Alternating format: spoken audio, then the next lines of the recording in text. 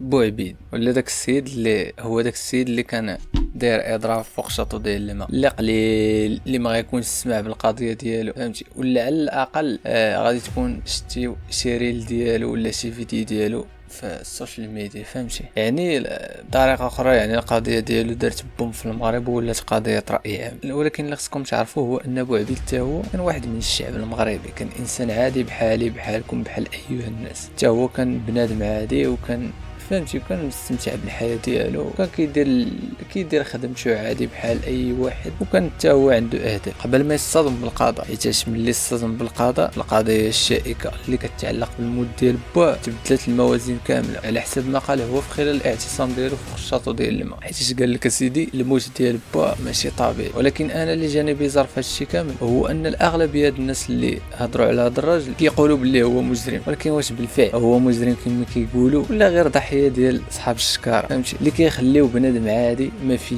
يدوش ما عندوش فلوس باش يشري صحاب القاره يرتكب شي جرائم اخرى فهمتي، يرتكب شي لعيبات اخرى غير باش يحس باللي انتقم بشي طريقه فهمتي. هادشي اللي نعرفو في هذا الفيديو، وميم طون غادي نعطيو بي او في ديالنا في هذه القضيه وتلاقاو مور الانترو.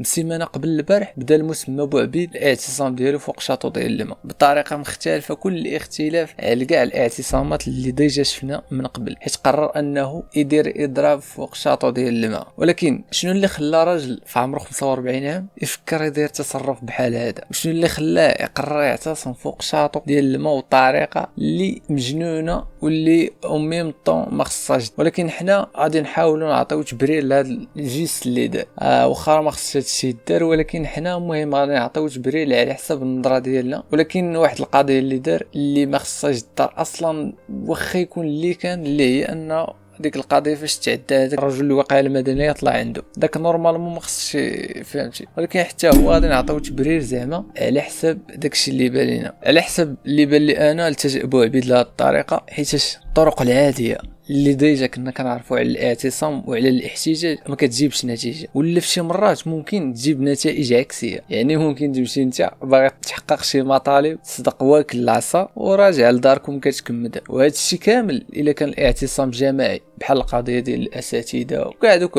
الاحتجاجات اللي ديجا دازوا في المغرب. اما الا كان احتجاج فردي يعني الا كنتي انت بوحدك داير اضراب فراه ما كاينش لا يتمزك لك، وشي وحدين وغيعتبروك بحال شي واحد حماق فهمتي، ما يعبرك حتى شي واحد. هذه من واحد الناحيه. من واحد الناحيه اخرى الا شافوك عيقتي فراه غادي يديوك التكلاصه عندهم وهكذا التكلاصه ترجع تطلع لك داكشي تيطلع لك داكشي في راسك وغتغيرها فهمتي. داكشي علاش التجأ بوعبيد لهاد الطريقه في وجهه نظري انايا، وفكر برا الصندوق وعرف باللي راني ما دار السكوندال راه ما غاديش تكون النتيجه. ومع ذلك تخيل راه السيد طلع فوق شاطو ديال الماء لمده سيمانه ولا 2 سيمانات على حسب ما سمعت، وحتى بدا كيهدد بانتحار وتعدى على داك رجل الوقايه المدنيه. عاد كانت رياكسيون من السلطات فهمتي، عاد كانت ردة الفعل وتدخلوا كانت الصحافه وكذا فهمتي. حيت في الاول دوك المسؤولين اللي نورمالمون خصهم يتدخلوا من الاول اش كانوا كيقولوا واقيلا في بالهم؟ كانوا كيقولوا باللي خليه يبقى تمايا غيبقى تما حتى طيبوا الشمس والصهد والسخونيه وغيجي ينزل بحاله فهمتي. يعني راه ما كاينش اللي باغي يتمزك ليك وما دارش سكوندال. داكشي علاش كنقول لكم الاحتجاج بطريقه سلميه راه ما كاينش اللي يتمزك لا تجلس ما خويا تبقى دوي حتى هي ما غاديش تكون النتيجه، غادي تمشي تنعس بحال الا ما درتيش الفضيحه. اما هادو اللي كيقولوا على ان السيد مجرم مهبل فراه خصك دير في بالك اخاي انك اي انسان عادي كما بغى يكون ملي كتبروفوكي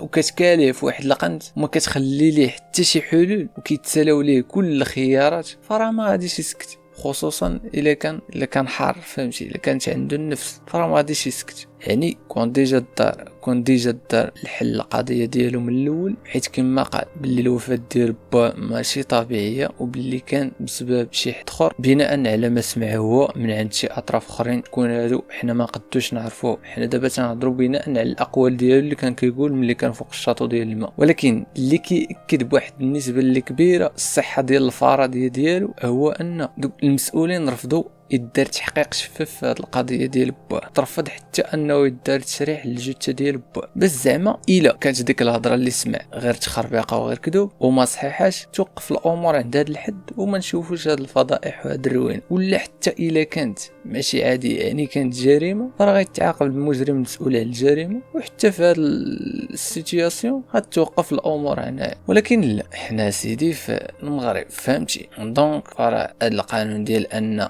المجرم كيما بغى يكون غيتعاقب بحال قلتي كيتانولا الا كنتي في المغرب اللي ما خدتش الامور المسار ديالها وطبقات العداله والقانون، فراه بسبب فعل دارو واحد ما عنده بسبب فعل دارو واحد عنده وزن في هاد البلاد في المغرب، يعني عنده الصرف كما كيقولوا باك صاحبي، ترتبات عليه بزاف ديال الاحداث الاخرين، منها انه تسبب في مشكله كبيره وفضيحه كبيره، وثاني حاجه تسبب في ان كان واحد الفرد من الوقايه المدنيه اللي ما عنده حتى شي حاجه السيد تيدير خدمته كان غيفقد الحياه ديالو.